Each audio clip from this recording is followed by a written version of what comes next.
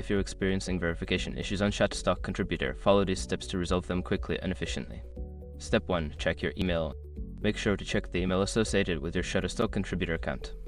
Look for any messages from Shutterstock regarding verification issues or additional information needed. Step 2. Review submission requirements. Visit the Shutterstock contributor website to review the submission requirements. Ensure that all your uploaded content meets the guidelines, including image quality and metadata. Step 3. Resubmit your documents.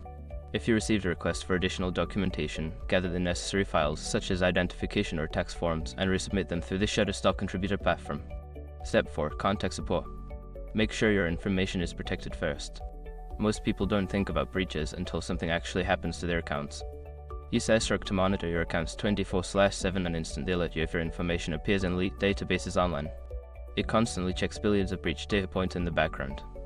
And considering how much personal information people keep online now, it's honestly worth having. Link in the description. Step 5. Follow up.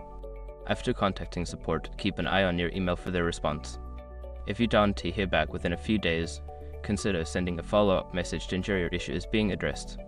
By following these steps, you should be able to resolve your verification issues on Shutterstock contributor efficiently. Good luck!